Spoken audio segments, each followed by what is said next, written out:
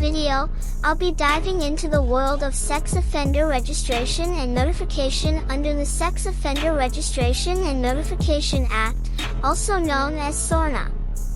We'll explore the different tiers of sex offenders, the requirements for registration, in-person appearances, and website disclosure, as well as the penalties for non-compliance.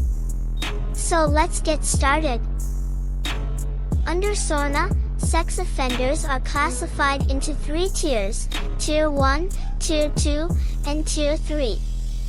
These tiers determine the duration of registration, the frequency of in-person appearances, and the extent of website disclosure required for each offender.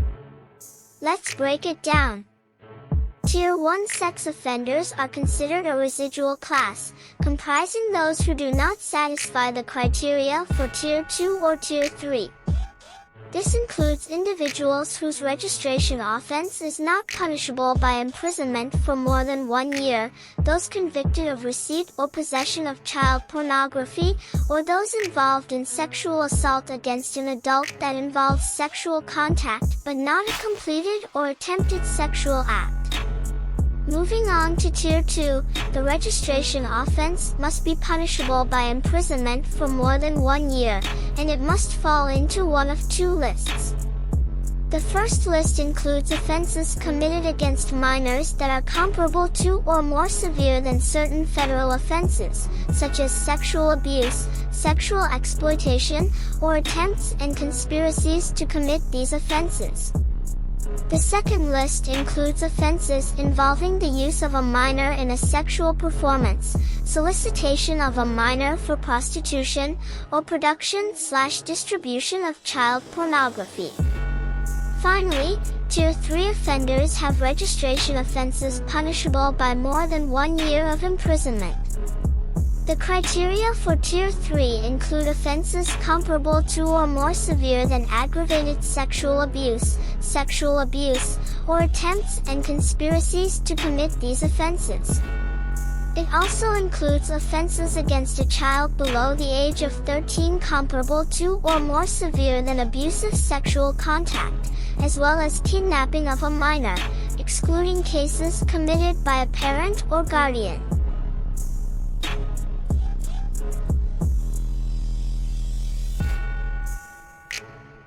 Recidivism history also plays a role in determining tier classification.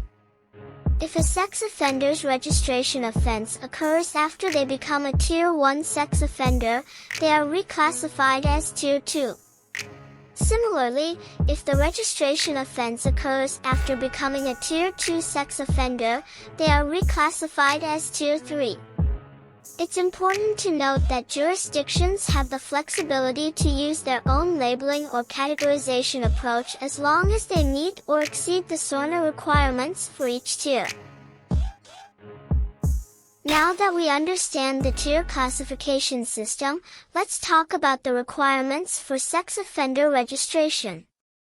According to Section 113A of SORNA, a sex offender is required to register and keep their registration current in each jurisdiction where they reside, are employed, or are a student. This includes the jurisdiction of conviction if it differs from the jurisdiction of residence. The term residence is broadly defined in SORNA to encompass not only a fixed abode but also places where sex offenders habitually live, such as mobile homes or even when they are homeless. This means that sex offenders must register in any jurisdiction where they have their home or habitually live, even if they don't have a fixed address. To determine where a sex offender habitually lives, the guidelines adopt the interpretation that if a sex offender lives in a place for at least 30 days, they should be required to register in that jurisdiction as a resident. The 30-day requirement can be satisfied in different ways, such as 30 consecutive days. Now, let's talk about the importance of in-person appearances. To ensure accurate registration and monitoring, sex offenders in each tier have to appear in person, allow for a current photograph, and verify their information at specified intervals. That was a wild ride through the world of sex offender registration and notification. But before we wrap up, let's take a moment to appreciate the absurdity of it all. I mean, who knew keeping track of sex offenders could be so complicated? So, we've learned about the 3 tiers of sex offenders, from the residual tier 1 to the slightly more serious tier 2, and finally, the top tier, cream of the crop, don't mess with them tier 3. And let's not forget the adventures of determining someone's habitual residence, wherever they habitually live, whether it's a mobile home, a cozy apartment, or a little spot under the bridge. And how about those in-person appearances? It's like a regular meet and greet, except it involves mugshots and verifying information. Maybe they should spice it up with a red carpet event.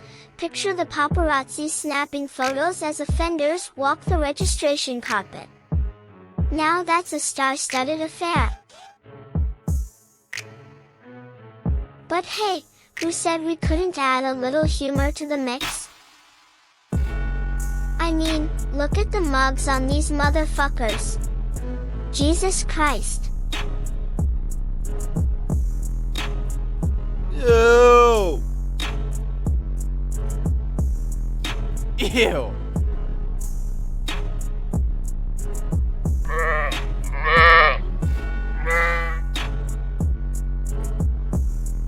Ah!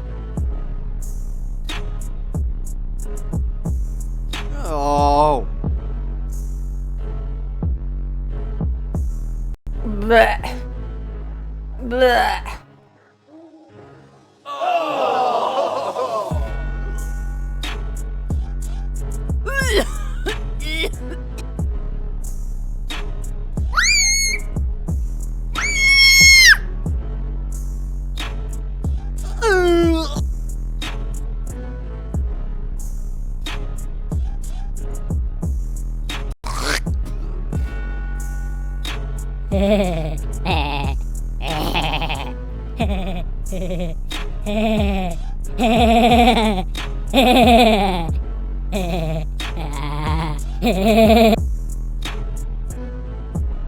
Good gravy.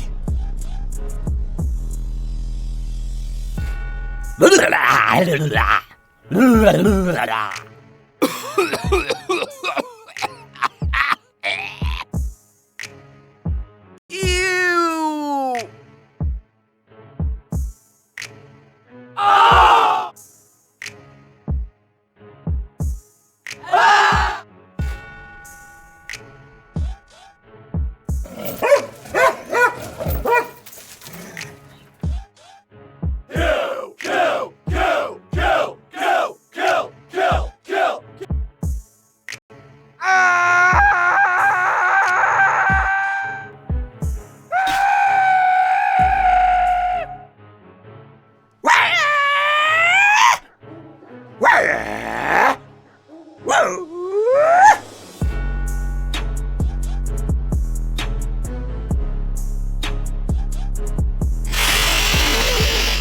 But jokes aside, it's important to remember that SORNA serves a vital purpose in monitoring and ensuring the safety of communities. We can laugh about the quirks, but ultimately, it's about protecting the vulnerable and creating safer environments for everyone.